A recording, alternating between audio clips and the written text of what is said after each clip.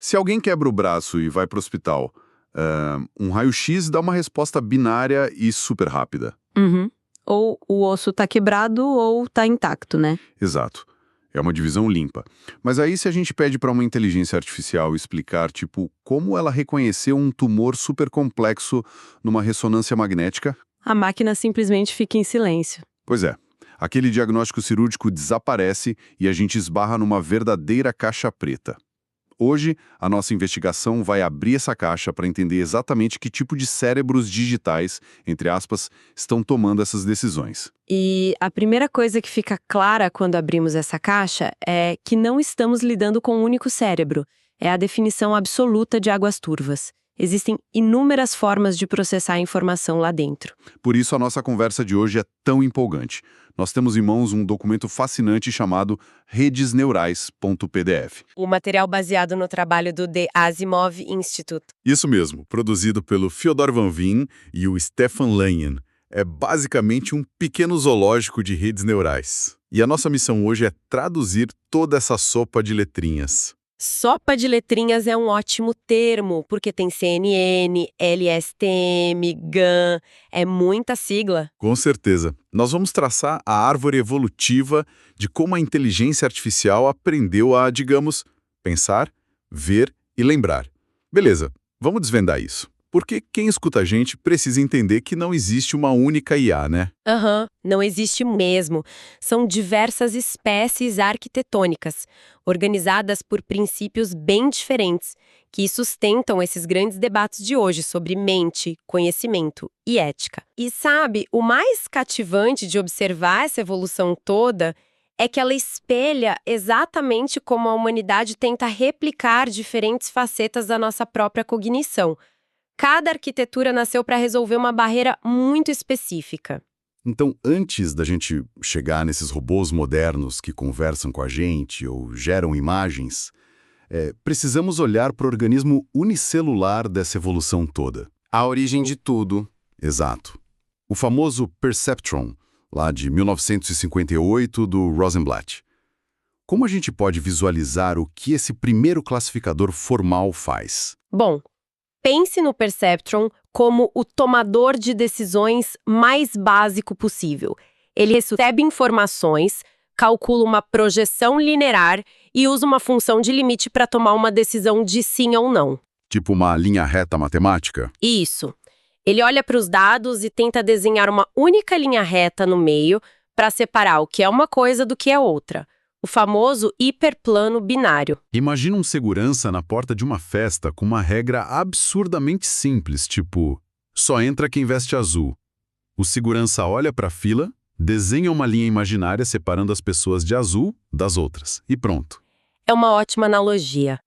Mas o problema é que a vida real quase nunca permite que a gente separe as coisas com uma única linha reta, né? Verdade. E se a regra da festa ficar um pouco mais complexa?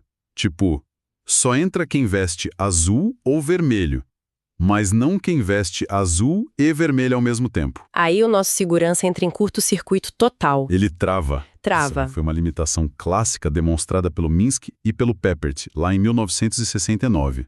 O perceptron não conseguia resolver problemas que não eram linearmente separáveis, como a porta lógica XOE.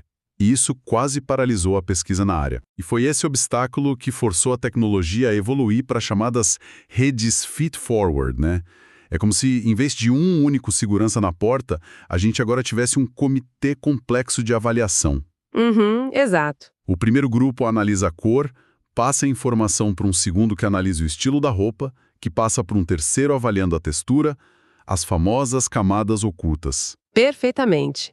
Mas o verdadeiro truque de mágica dessas redes feed-forward foi a introdução das ativações não lineares, coisas como as funções sigmoide ou tanh. Que permitem curvar aquela linha reta inicial. Isso. Sem a capacidade de criar curvatura no mapeamento matemático, não importa quantos seguranças você tenha, o resultado final ainda seria uma linha reta inútil. Com essas funções, a rede ganha capacidade de abstração composicional. Entendi. Mas lendo aqui os documentos, eu vi que colocar um monte de camadas gerou um outro problema gigantesco: o mergulho nas redes feed-forward profundas.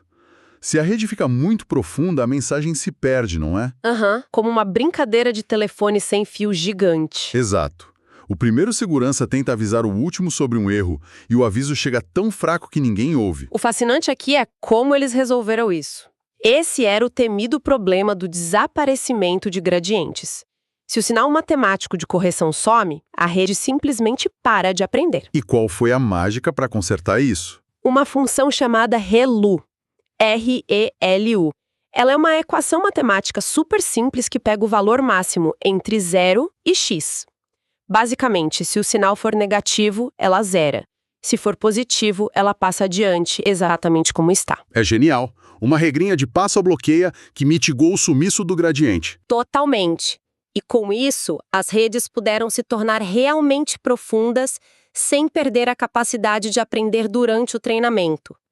As primeiras camadas aprendem detalhes locais e as últimas entendem a estrutura geral. Só que aqui a gente esbarra em outro limite conceitual. As redes feed-forward processam informações estáticas, tipo uma foto. Um retrato congelado no tempo. Mas e quando a informação muda ao longo do tempo? Como um texto sendo lido ou um vídeo rolando? A gente precisa de memória, certo? Precisamos de contexto temporal. E é aí que entram as redes neurais recorrentes, as RNNs, introduzidas pelo Elman em 90. O que elas trouxeram de novo? A retroalimentação. Elas criam um loop interno. O estado atual da rede passa a depender tanto da entrada presente quanto do estado oculto anterior. Ou seja, elas não olham apenas para a palavra que estão lendo agora. Elas mantêm uma lembrança do que acabou de passar. Exato. Mas, de novo, esbarramos num problema técnico sério, documentado pelo Benjo e colegas em 94. Fazer a retropropagação através do tempo fazia com que os gradientes desaparecessem ou explodissem.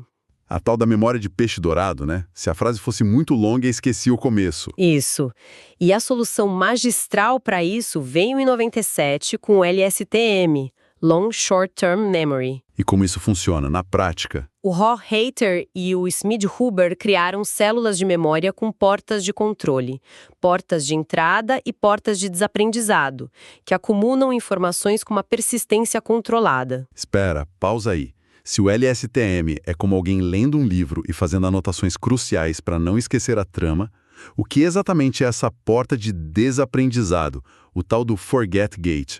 Porque a gente gasta um poder computacional absurdo para ensinar a máquina e você me diz que criaram uma porta só para ela esquecer. Parece contraintuitivo, né?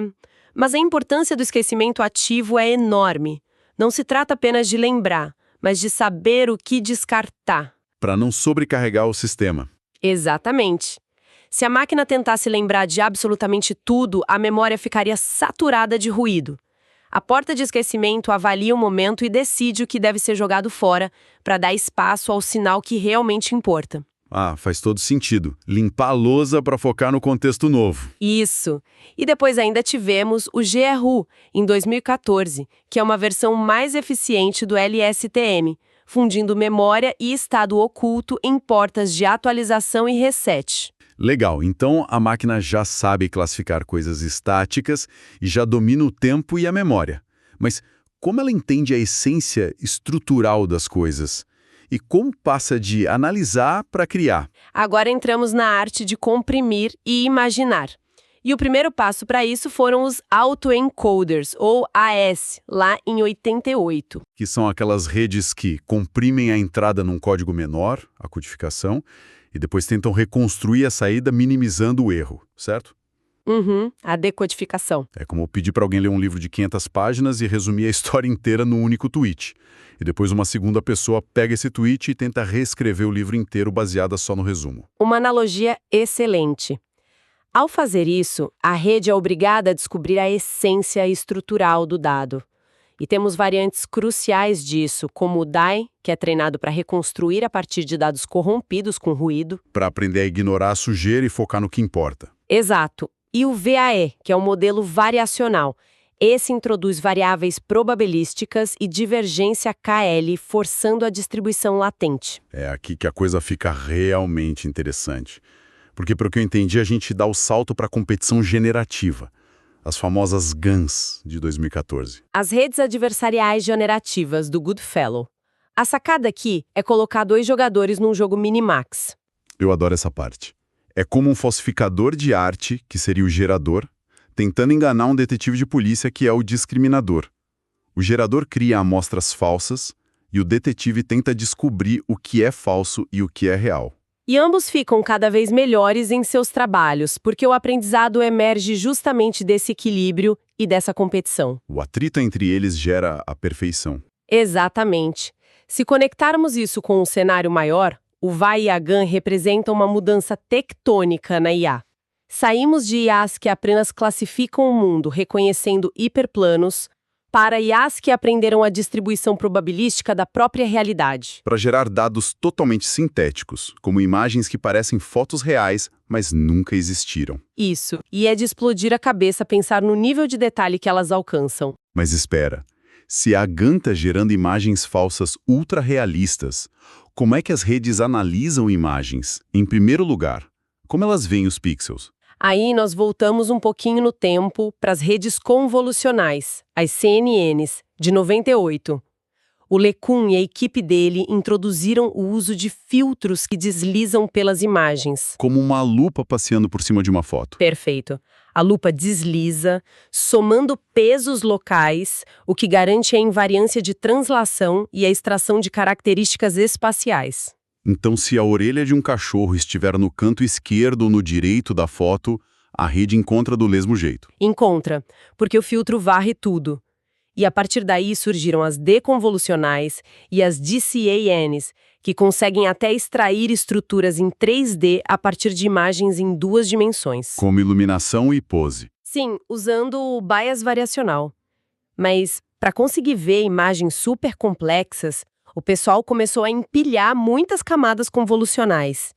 E aí bateram no teto da profundidade de novo. O treinamento começava a degradar. Exato. Até que, em 2015, o Rie e sua equipe criaram as redes residuais profundas, as famosas ResNets. Eles conseguiram treinar redes com mais de 152 camadas. E como eles fizeram isso sem quebrar o modelo? Os documentos falam sobre usar atalhos. E aqui eu preciso dar um pushback. Pode falar. Ok. Deslizar um filtro por uma imagem parece simples, como olhar por uma lupa. Mas essa questão dos atalhos nas redes residuais parece trapaça. Pular camadas é realmente aprender? O estudante que pula de ano está aprendendo a matéria? É uma ótima pergunta. Mas não é trapaça. A matemática por trás estabiliza o treinamento de um jeito brilhante. O que o atalho faz é permitir que a rede ignore certas conexões e aprenda apenas o resíduo. O resíduo? Como assim? Imagine que as primeiras camadas já pintaram quase toda a Mona Lisa. As camadas lá no fundo não precisam repintar o quadro inteiro com o risco de borrar. O atalho passa o quadro quase pronto adiante e a camada profunda só pinta o detalhe que falta, o resíduo. Ah, então o gradiente tem um fluxo livre através desses atalhos e não desaparece ao passar por centenas de camadas? Exatamente. Isso resolveu o maior gargalo técnico da década anterior para a visão computacional. Faz muito sentido. Mas e quando essa arquitetura tradicional com lupa não dá conta de relacionamentos geométricos precisos? Eu li que o zoológico tem animais ainda mais exóticos. E tem mesmo. Um ótimo exemplo é a rede de cápsulas, introduzida em 2017. A tal da Capsule Network. O que ela conserta? Ela conserta a cegueira espacial das CNNs. A lupa convencional só acha os pedaços, tipo um nariz, um olho, uma boca. Mas se você embaralhar tudo num rosto, igual um quadro do Picasso, a rede CNN ainda acha que é um rosto, normal. Porque ela só faz um checklist, né? Tem olho? Tem. Tem boca? Tem. Mas ignora que a boca está na testa. Isso. A rede de cápsulas substitui neurônios escalares por vetores, lidando com relações hierárquicas reais de objetos. Rotação, posição, o fato inegável de que a boca fica abaixo do nariz, tudo através de uma ativação por squash. Fascinante. E os documentos também citam interações de altíssima velocidade, como a computação em reservatório. Os LSM ou ASN. Esses são super exóticos. São redes esparsas, aleatórias e não treináveis no meio, apenas a saída treinada. Eles simulam a dinâmica de um fluido, de ondas, certo? Pulsos ou spiking. Exatamente. Você joga a informação nesse reservatório cáutico e treina apenas uma camada final para interpretar as ondas geradas. Que loucura! E ainda tem o casamento entre IA e hardware tradicional. Os sistemas diferenciáveis, tipo NTM ou DNC. Os computadores neurais diferenciáveis. Aí a rede neural pode ler e escrever em uma memória externa. Como se ela tivesse um bloco de notas à disposição. Ela aprende algoritmos clássicos do zero, guardando e acessando variáveis quando precisa. Então, o que tudo isso significa na prática? Parece que a IA está parando de ser apenas um cérebro puramente estatístico e reativo, e está começando a incorporar elementos mecânicos de computadores clássicos. Sem dúvida. Ela ganha ferramentas estruturadas de raciocínio lógico, o que nos prepara perfeitamente para a síntese final desse zoológico, a quimera moderna. Ferramentas, ela combina tudo. Sim, e ela é guiada por uma última grande descoberta, apresentada lá em 2015, o mecanismo de atenção. Que baseia os famosos Transformers, o motor de toda a IA conversacional que bombou recentemente. Exato. O mecanismo de atenção usa a função softmax, trabalhando com métricas Q, K e V, sobre pontuações de similaridade. E isso muda tudo. Ele substitui a recorrência temporal. Aquela que lia as palavras uma por uma, da esquerda para a direita, correndo o risco de esquecer? Essa mesma. A atenção permite uma avaliação instantânea dinâmica do contexto inteiro de uma vez só, dando peso matemático pesado ao que mais importa num texto ou imagem. Não importa a distância entre as partes. Como passar uma caneta marca-texto só nas palavras cruciais de uma página inteira num piscar de olhos? Perfeito. Isso levanta uma questão importante sobre a evolução que os documentos resumem. Nós fomos de representações estáticas para temporais com memória, de extração de dados brutos para modelagem generativa capaz de criar. E a conclusão estrutural é que os sistemas modernos são verdadeiras quimeras.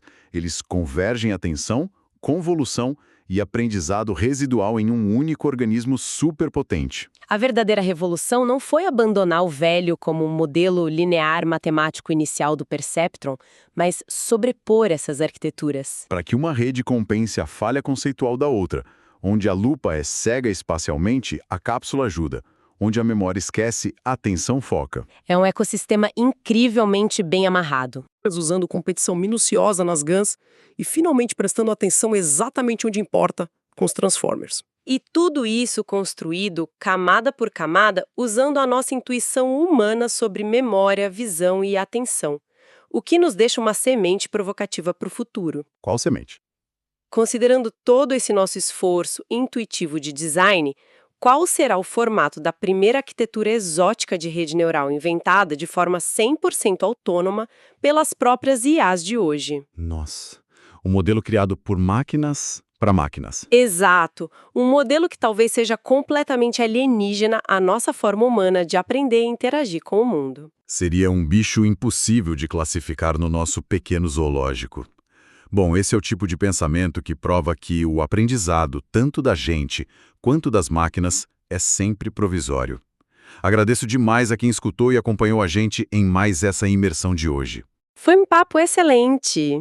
Continuem cultivando a curiosidade, pessoal, e a gente se encontra na nossa próxima investigação profunda. Um abraço.